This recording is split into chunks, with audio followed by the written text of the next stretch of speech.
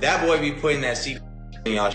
And I've had several clients who come in and they'll be like, bro, why my shit tested CBD? Well, I don't fucking know. Y'all gotta ask Johnny, bro. That's Johnny's production. Johnny Dang is looking like his run is coming to an end, and rappers are not staying quiet about it at all. People are pulling his grills out like they never meant anything, and Sauce Walker made it clear. He's done getting played, no hesitation. Kodak Black didn't hold back either. He said exactly how he feels, plain and simple. There be times where I would ask him and beg him, be like, hey bro, look, I made you $9 million in a year. Just give me 4% commission. He said, oh, I'm gonna give you a $2 raise. Then things took a serious turn when Johnny got arrested over claims of fake jewelry, and suddenly the whole rap scene started talking heavy. Now everybody's watching closely. What really went down, who's telling the truth, and how did this situation blow up so fast? This whole situation really starts with Sauce Walker, a Houston rapper who had a long history with Johnny Dang, over 20 years deep. And this wasn't some casual link-up either. Sauce was spending huge money. We're talking $500,000 on a Cuban chain, plus custom grills, pendants, bracelets, each piece running anywhere from $50,000 to $100,000. Where my money, man? I need my money. Where the money at? All the rapper too. Sean Skinton, Richie Kid. I need my money, man. Yeah. This wasn't occasional shopping. This was elite client status, one of Johnny's most loyal and highest paying people in Houston. But then March 2026 hit and everything changed. Sauce Walker took it straight to the streets and let it be known. This wasn't about some small mistake or one bad piece. He was calling out how Johnny Dang was allegedly treating out-of-town celebrities better. Bigger stones, better deals, more attention. While Sauce, after years of loyalty, felt like he was getting less respect. After all that money and time, he felt seriously played. And the issue wasn't just about jewelry size either. It ran way deeper than that. You wanted to give me some free shit that was way smaller than you. Sauce Walker's main issue wasn't just about looks. It was about what was really inside the jewelry. He claimed Johnny Dang had been using CVD diamonds, lab-grown stones made in weeks, and allegedly passing them off as natural VVS diamonds. That price gap is no joke at all. A 1-carat natural diamond can go for $10,000, while a lab-grown version might only cost a few hundred. So in Sauce's eyes, he was paying premium prices for something that didn't match that level. Without messing your mouth free. Nothing but love, man. You, one of the few rappers I've been knowing for over 20 years. He straight up called it getting finessed. And when that comes from someone you trusted for 20 years, it hits way different. But he didn't just talk about it. He made a move right in front of everyone. He linked up with Plug Gio, also known as Jose Mata, a jeweler who used to work inside Johnny Dang's shop before stepping out to build his own name. Sauce went big with it too, dropping $1 million on a brand new permanent diamond grill set. Then he got on camera and made it public for everybody to see. He was taking out his Johnny Dang grills and replacing them, no hesitation. He said this wasn't just about him either.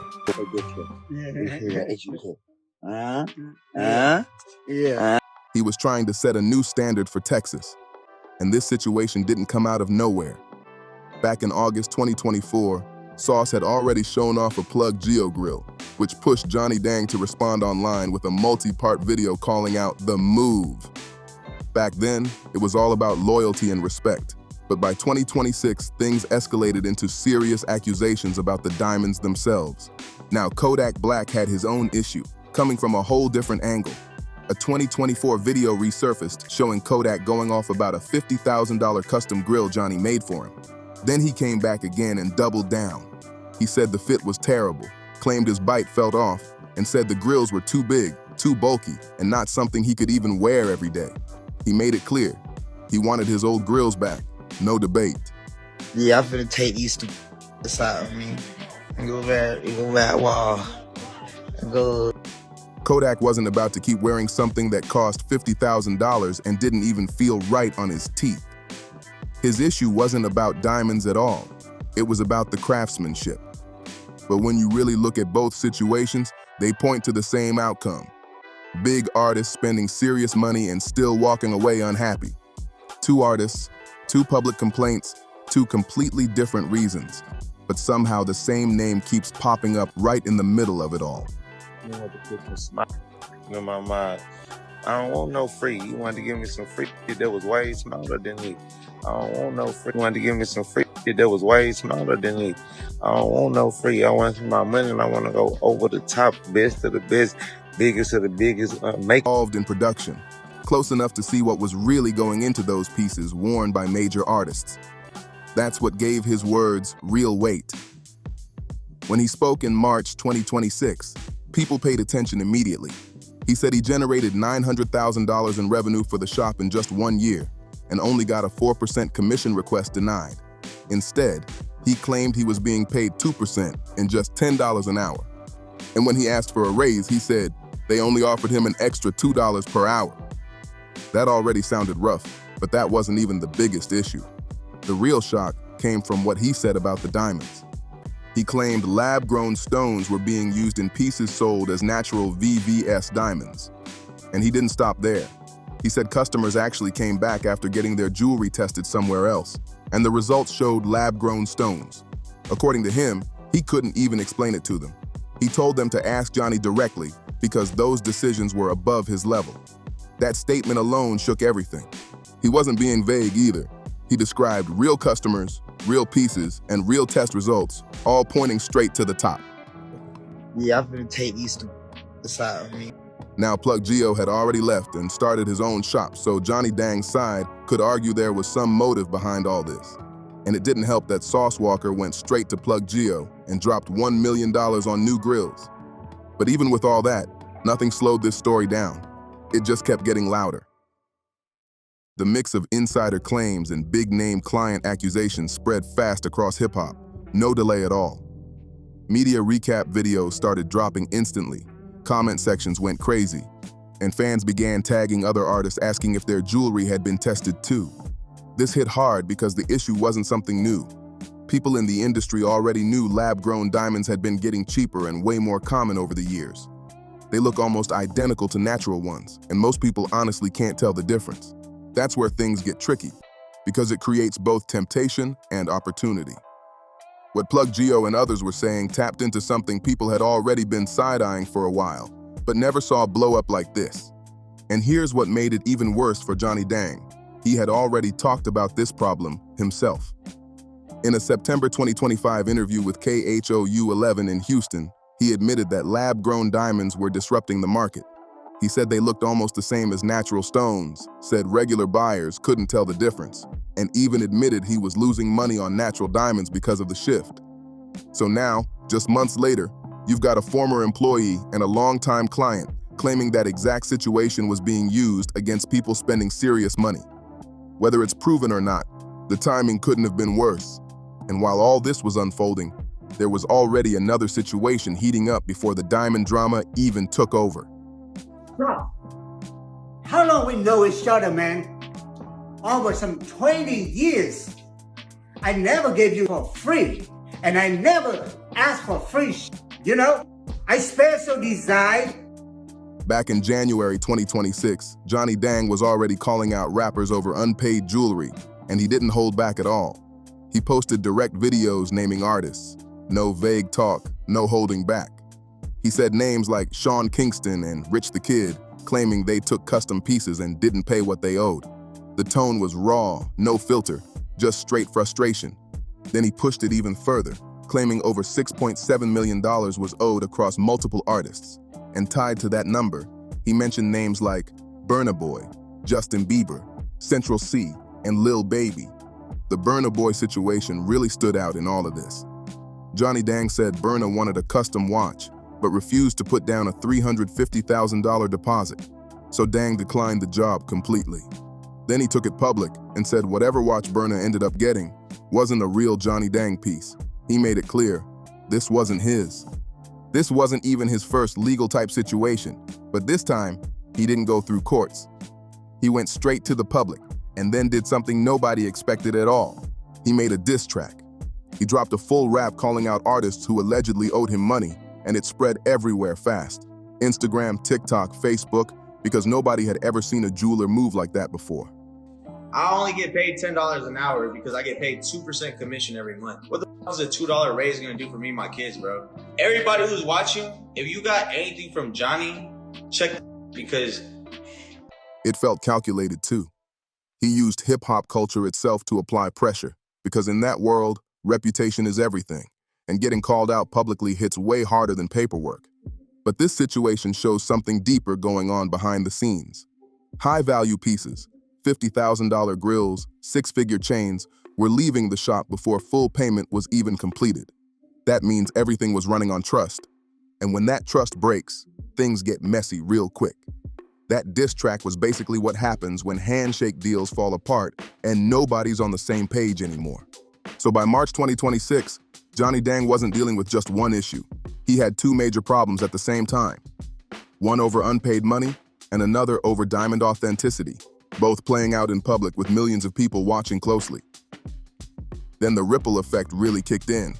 Artists didn't just talk, they started checking their own jewelry. Chief Keef became one of the biggest examples. He had been working with Johnny Dang for years and never had any public problems, but after Sauce Walker's claims dropped, he decided to take action. He went to a jewelry store in California, not to buy anything, but to test his diamonds. That alone showed how serious things had gotten. He tested everything, his pendant, his diamond watch. No shortcuts at all. Both pieces were checked using professional diamond testers, real equipment, no guessing involved. And the results came back clean. Both showed as authentic diamonds under standard thermal and conductivity tests. So yeah, those test results actually worked in Johnny Dang's favor, but that's not what had people locked in. What really caught everyone's attention was the fact that Chief Keef even felt the need to test his jewelry in the first place. He didn't go back to Johnny Dang privately, didn't make a quiet call behind the scenes. Instead, he showed up at a third-party jewelry spot in California and did everything out in the open where people could see it happen.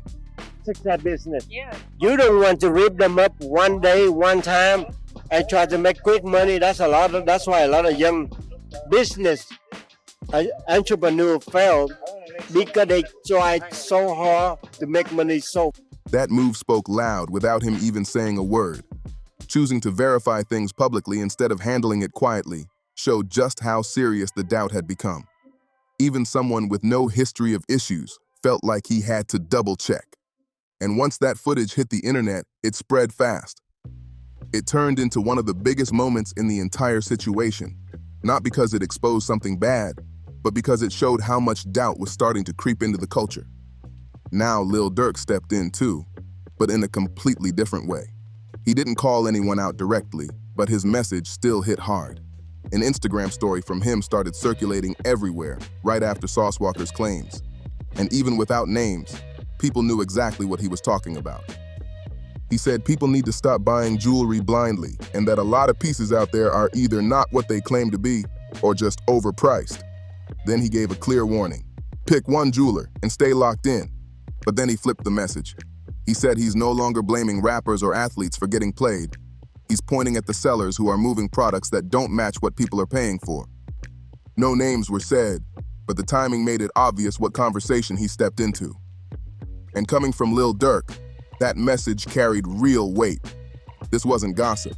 It felt like advice people needed to hear, something worth saving and screenshotting. Because at that point, it wasn't about attacking anyone. It was about protecting yourself in a space where serious money is always on the line. And after that, things only got even crazier. A whole wave of diamond testing videos started flooding TikTok and YouTube, and it happened fast. Regular people, artists, affiliates, everybody grabbed diamond testers and started checking chains, grills, pendants. Nothing was off limits. And the results? They were all over the place. Some pieces passed with no problem, clean and solid. Others instantly sparked debates, confusion, and side eyes. That's what kept the conversation alive. It just wouldn't die down. This wasn't just a moment anymore. It turned into a full trend that lasted for weeks, maybe even longer. But underneath all that noise, something way bigger was happening. This was a real shift in the culture. Hip-hop has always been built on jewelry, the shine, the ice, the status. But all of that depends on one thing: trust.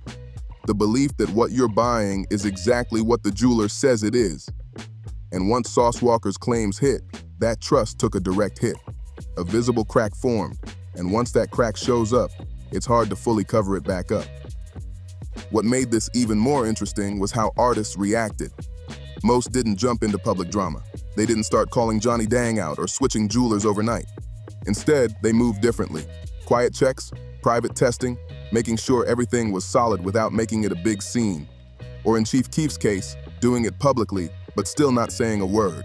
Because honestly, the test spoke for itself, and the silence afterwards said everything else. Now this wasn't some total collapse of Johnny Dang's business. His shop was still active, still creating custom pieces.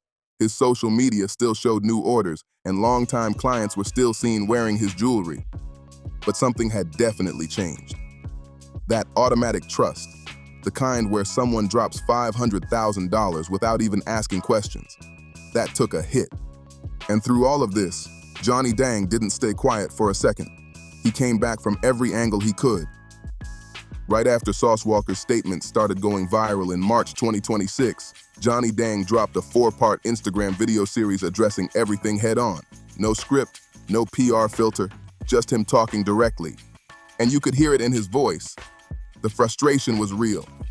He pushed back hard against the claims, especially the idea that he was giving Sauce Walker lower quality pieces while treating out-of-town clients better. Johnny Dang said the piece Sauce rejected wasn't random at all. It was custom made with real thought behind it. He explained it was designed specifically for comfort and long-term wear, something meant to last without causing issues. He made it clear this wasn't some cheap downgrade or throwaway piece. According to him, it came from genuine care, not some move to finesse a loyal client. That was his position, and he stood on it strong. Then he shifted gears and started showing proof. Johnny Dang began posting videos from inside his shop, showing his team using professional diamond testers on grills, chains, and loose stones. Very, very special. Make sure it precise, good side of the diamond, smooth, so it not be too heavy, too chunky, so you go into wearing for another years. He even pointed out the equipment they use, including an XRF machine worth over $20,000. That machine is used to test gold and verify materials at a serious level. He wanted people to see the process with their own eyes, not just hear claims. And he didn't dodge the main topic either. He addressed lab-grown versus natural diamonds directly. He admitted they can look almost identical to the naked eye, but insisted that high-end pieces for premium clients are made with natural stones. That was his stance, and he made sure it was heard loud and clear. Johnny Dang also didn't hold back when it came to Plug Geo's claims. He shut them down completely and framed them as noise from a former employee trying to build his own name after leaving to start a competing shop. He pointed straight at the situation, saying Sauce Walker going directly to Plug Geo and dropping $1 million on a new grill wasn't random at all. To him, that looked like business alignment, not coincidence. He made it clear he believed there was motivation behind the attacks on his name. No backtracking, no soft statements. He denied everything fully and kept moving forward. And as people started digging deeper, his old Invest Fest 2025 interview came back into the spotlight, giving more insight into how he views business. Johnny Dang has always said he built everything on long-term relationships, not quick deals. And now that mindset was being put to the test in real time. He pointed to major names: Rick Ross, Floyd Mayweather, Travis Scott, clients who had been spending with him consistently for 15 to 20 years. That history, that track record, that was his proof, and that's what he stood on. But this whole situation exposed something way bigger than just one dispute. It brought a truth to the surface that had been sitting quietly in hip-hop jewelry culture for years. Artists have been spending hundreds of thousands of dollars mostly off trust alone. No standard verification, no routine third-party checks for every diamond, every grill. Everything has been running off relationships. And when those relationships crack, there's nothing solid underneath to catch it. That's why this situation hit so hard.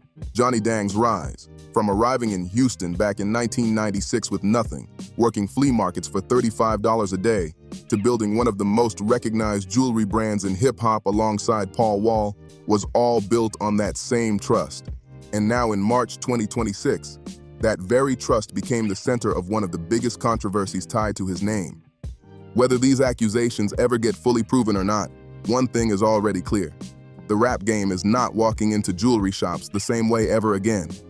If you made it this far, make sure you hit that like button, subscribe, and share this video so more people can see what's really going on. And drop a comment saying, "Real talk," if you've been paying attention to this situation.